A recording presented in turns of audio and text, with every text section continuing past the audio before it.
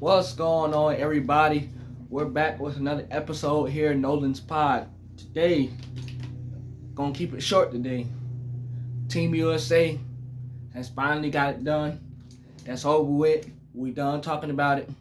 We won. And that's what we finna get into. So I'm gonna keep it short and sweet for you guys today. Tomorrow, I have football for the first time this season. Tomorrow, we talk about football, expectations of which team's going to do what, which player's going to do what, which team's going to win the division, which teams are a sleeper team, which teams are teams that we need to be concerned about. We're going to get into all that with NFL tomorrow. Today, conclusion of Team USA beating France.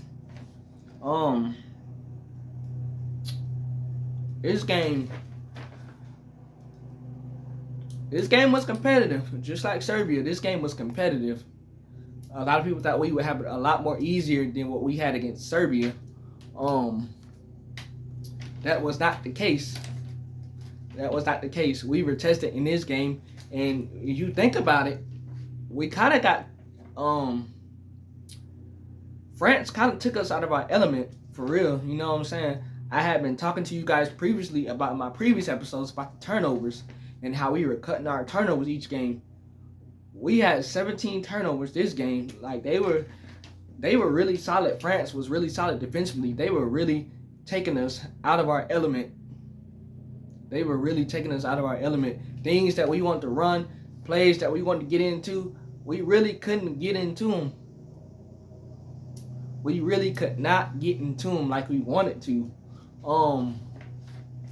But luckily we got to save one player who I would tell you guys that got hell coming into the Olympics is Devin Booker. A lot of people said coming into the Olympics and going into those exhibition games, why is he starting? Why is Devin Booker starting on Team USA? He shouldn't be starting. And all Devin Booker did was prove you guys wrong.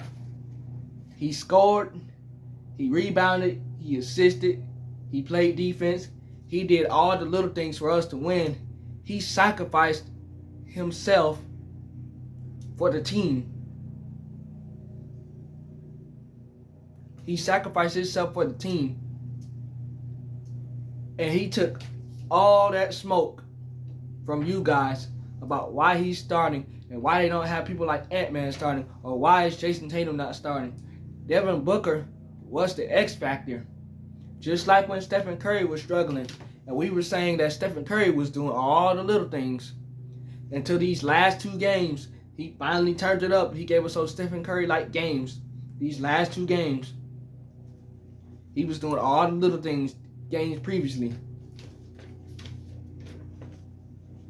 Devin Booker, same thing.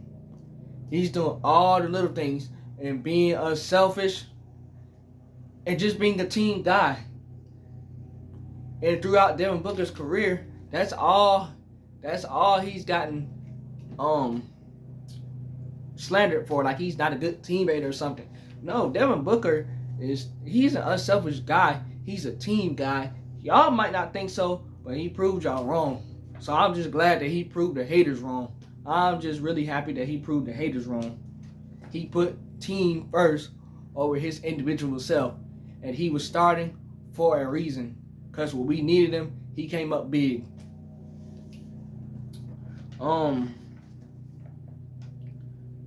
KD, when he came back from injury, he did his thing. He was the KD that we all expected him to be. AD played like a monster. You got to give AD and Bam credit throughout this whole thing when Embiid was struggling to get into game shape and was struggling to kind of get his rhythm back and his flow. AD and Bam Adebayo carried the big guys. They carried us until Embiid was ready and he did what Embiid needed to do, especially against Serbia, because he won us that game against Serbia when he took over the end of the third quarter going into the fourth quarter. He took over against Serbia, Embiid. Ant-Man came and showed up when he needed to. A lot of times LeBron, KD, and Stephen Curry, they deferred to Ant-Man and said, hey, bro, Ant-Man, you got it. So we got to give Ant-Man his credit. We got to give Drew Holiday and Derek White their credit for their perimeter defense and making life a living hell for the opposing team's guards on the perimeter. We got to give Derek White and Drew Holiday credit. Well deserved. Jason Tatum, Tyrese Halliburton, y'all were much so a part of this team. You know, it might not have felt like it. Y'all were much so a part of this team, and y'all got the gold medal to show for it. Y'all did not play a lot, but y'all still got a gold medal. And Tyrese Halliburton said, it's like getting the A on a group project without participating, because that is certainly what it felt like, because him and Jason Tatum really did not play throughout this Olympics. Stephen Curry and LeBron carried us. Stephen Curry, the last 2 games specifically. LeBron, throughout this whole Olympics, carried us. It was their last time. Him, KD, and Stephen Curry, it was the 3 of those guys' last time probably playing on Team USA and trying to get a gold medal. And they came to accomplish one thing, and they accomplished it. We would not get a gold medal without the 3 of those guys. So very blessed to have those guys a part of this team, for them to carry us to get this gold medal and to put us back on top where we need to be.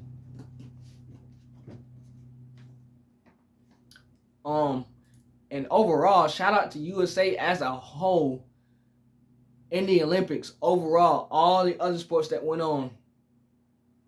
Team USA. Sha'Carri Richardson. Simone Biles. Shout out to Noah Lyles. Shout out to everybody that participated this year for Team USA in every sport of the every sport of the Olympics. Shout out to everybody. Y'all did a wonderful job. Y'all did a fantastic job. Y'all did a great job. Y'all represented us really well. And we got to be really excited about that. We got represented really well this year. And also, shout out to China, too. They got studs. They got stud athletes. Seriously, China, they got stud athletes. You got to shout out to them, too. And shout out to all the other countries that participated in this year's Olympics. That does not go unnoticed. That does not go unnoticed. It doesn't. Shout out to everybody that participated. Give yourselves a pat on the back. It's not easy to go out there in front of the whole world and participate in the Olympics. It's not a cakewalk. It's not easy. Give yourselves a pat on the back. Y'all deserved it. Everybody. Win, lose, or draw. Y'all all deserved it. And shout out to France for competing in this game against Team USA. Wemby, doing Wemby-like things. You had Evan Fournier on this team who plays in the NBA. You had Nicholas Batum on this team who plays in the NBA. You had Rudy Gobert was on that France team that plays in the NBA. Shout out to everybody that Team USA played that gave us a run for our money and that gave us a test. Shout out to Serbia. Shout out to South Sudan. Shout out to Puerto Rico. Shout out Brazil. Shout out to all those teams. Shout out to all those teams. That does not go unnoticed. Does not go unnoticed. Give you some stats on this game. For France, first of all, Evan Fournier had 8 points, 1 steal, 2 assists, 3 rebounds, 3 for 10 from the field, 2 for 8 from downtown from Evan Fournier. Nicholas Batum had 5 points, 1 steal, 4 assists, 8 rebounds, 2 for 3 from the field, and 1 for 2 from long range from Nicholas Batum. Rudy Gobert had 2 steals and 2 points, 3 rebounds, 1 assist. As you know, Rudy Gobert's playing time had been sporadic during this last few games of the Olympics. So that's why his stats are like the way they are. Wemby had a Wemby-like game, of course. 26 points, 1 steal, 2 assists, 7 rebounds, 11 from 19 from the field, and 3 from 8 from downtown. You know Wemby's a beast already. You know you can't stop him when he's in the lane. So if you can make him shoot a jump shot, you won at life if you make Wemby shoot a jumper. Team USA stats. Devin Booker, the unsung hero.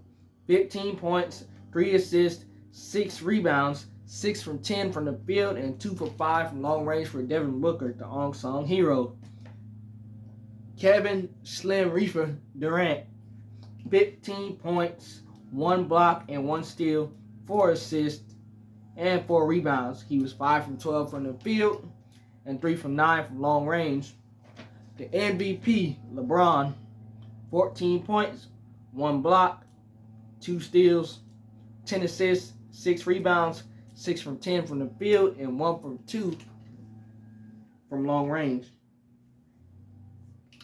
AD, 8 points, 4 blocks, 2 steals, 9 rebounds, 1 assist. He was 4 from 5 from the field. Ant-Man had 8 points, 1 steal, and 1 rebound, and he was 3 from 7 from the field. One thing that I can say about Anthony Davis is Anthony Davis was a beast.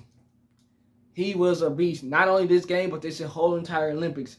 He put the world back on notice of what he did this past season for the Lakers and what he did in this Olympics. He is a defensive beast. A defensive beast on the defensive end. Don't try AD on the defensive end of things. Don't try him. Don't try him. It won't end well for you. I'm telling you, it will not end well for you if you try AD on the defensive side of things. The Lakers, as a whole, in this Olympics, had 2 of the best players in this Olympics, LeBron and AD. If somehow JJ Redick could just get them, we know what we're going to get from LeBron and AD, but if somehow JJ Redick could just get the supporting cast, the role players, the rest of the roster to buy in to what they're trying to do, the Lakers could do something. LeBron's still going at a high level. AD showed that he could be healthy and play. Even when he's not healthy, he was still out there playing. Those 2 guys are playing at a high level. If the supporting cast can buy in and be healthy and do what they need to do, the Lakers can make some noise. They really can. The Lakers probably could still pull off a trade to try to get somebody, as we're into the off season. Anything could still happen with trades being made. Stephen Curry, 24 points, 2 steals, 5 assists, 1 rebound, 8 from 13 from the field, and 8 from 12 from long range. We shot 53%, Team USA did, from the field. France shot 47% from the field. We were 18 of 36 from the 3-point line. France was 9 of 30 from 3. We hit all of our 8 free throws. France hit 10 of 17 free throws. That's 58% from the line. That's not good for France. We out-rebounded France 37 to 33. Offensive rebounds, France had 13 to our 11. We had 29 assists to France's 21. Each team had 10 steals. We had 6 blocks to France's 1 block. We had 17 turnovers to France's 13 turnovers, which I had mentioned to you guys. They had took us out of our element, and they were great defensively, taking us out of our game plan offensively. But we got after it defensively with our steals and our blocks and our out-rebounding France. So we were able to get our rebounds, finish out the possessions with a defensive stop and the rebound, and go back down the other end of the floor. Score was 98 to 87. 87 in a 40-minute game is pretty doggone good. I should say so myself. That's pretty good. We got back to where we needed to be defensively. And even though we were sloppy in this game, it does not matter because we won the whole thing. With that being said, that's it for Team USA. We got it done. We know where we stand. It's all good with me. Everybody got a gold medal. KD has 4 gold medals. I think LeBron has 3. Steph Curry, all he was looking for was 1 gold medal. That's all that he needed to cement his legacy. Just one. He got it. And then he got the young guys, Ant-Man, Halliburton, Jason Tatum, Derek White. They all got their first gold medal. Drew Holiday has 2 NBA championships and 2 gold medals. So all he does is win anytime he does something. So shout out to Drew Holiday. One thing that I want to talk about is LeBron James and Stephen Curry, but specifically LeBron. The hatred that y'all have for LeBron is beyond me. It really is beyond me. Y'all pick and choose when y'all want to love LeBron. One day y'all love LeBron, the next day y'all hating. Which one is it going to be? You can't be in between. You got to pick one side or the other. Either you're going to love LeBron or you're going to hate LeBron. All I heard throughout the exhibition games and throughout the real games is, oh, LeBron still got it. He's the best player on the team. He still got that dog in him. He's 39 years old, still doing it at the highest level. He's carrying his team. Without LeBron, we wouldn't be where we at. And he's carrying us while Stephen Curry struggling the last 2 games. LeBron's the front runner for MVP. Yeah, the last 2 games, Stephen Curry gets it going. And now everything's done now. Oh, why did Steph Curry not get MVP? LeBron didn't deserve MVP. He should have never got MVP. Why would y'all give him that trophy? Why would y'all do that? And I'm looking like, what? Didn't y'all just say through the exhibition and the real games that LeBron was carrying the team? He was the best player on the team.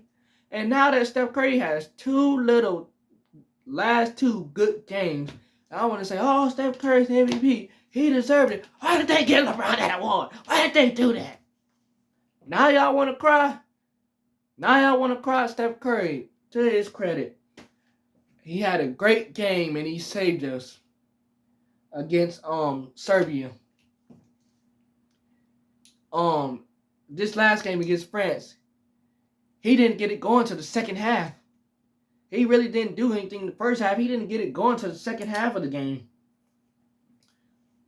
You know what I'm saying? So, Stephen Curry, yes, he did his thing the last 2 games, but remember what we were talking about throughout previous episodes? How Stephen Curry was doing the little things, but he was struggling offensively. He didn't have that Steph Curry-like game that we all have come to know and love over the years.